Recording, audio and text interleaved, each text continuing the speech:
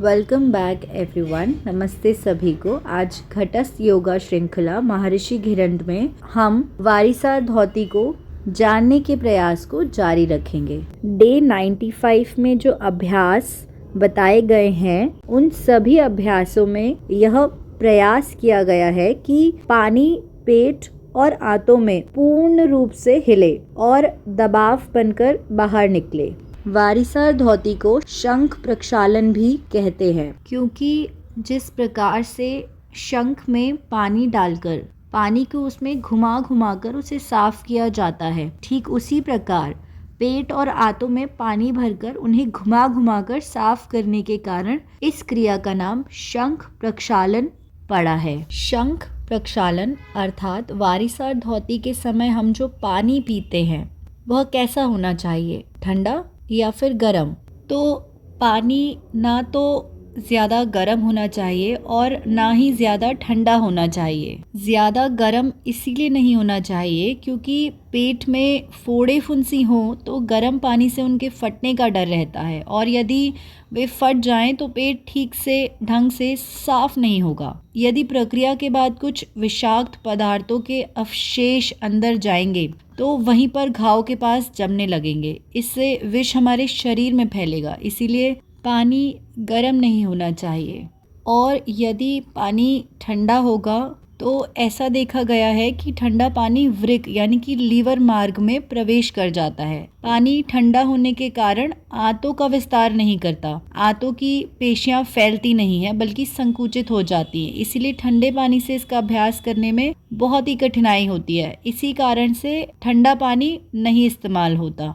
ऐसा पानी इस्तेमाल होता है जिसमें नमक हो और पानी गुनगुना होना चाहिए। और नमक इसीलिए क्योंकि वह अशोष्य बन जाता है, मतलब ऐसे पानी को हमारी आंतें सोख नहीं पाती। साधारण पानी पिएंगे तो वह मांसपेशियों द्वारा खींच लिया जाएगा। यदि नमक डालकर पीते हैं तो मांसपेशियां पानी को नहीं सोखती और वह बाहर निकलता है। इसीलिए नमक मिलाना अति आवश्यक है।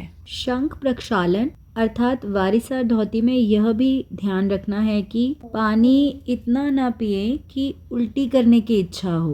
पानी पीने को लेकर इन सभी बातों का ध्यान रखना अति आवश्यक है। तो अब कुछ और क्रियाएं भी हैं जो शंख प्रक्षालन अर्थात वारिसार धौती की सफाई के बाद की जाती हैं। वह है कुंजल और नेति क्रिया। कुंजल में जल्दी जल्दी कंठ तक पानी पीना पड़ता है। जब पानी कंठ तक आ जाए तब तुरंत उसे वमन क्रिया कर निकाल देते हैं।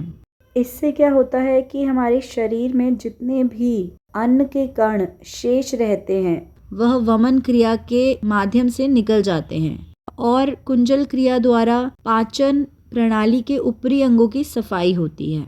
दूसरी क्रिया है नेति क्रिया। अब वारिसार अर्थात शंख प्रक्षालन क्रिया के अभ्यास को पूर्ण बनाने के लिए कुंजल के बाद जल नेति करते हैं और उसके बाद आगे झुककर कपालभाति प्राणायाम करते हैं ताकि सारा पानी बाहर निकल जाए और इनके अभ्यास से शरीर तथा मस्तिष्क में उत्पन्न तनाव दूर हो जाए।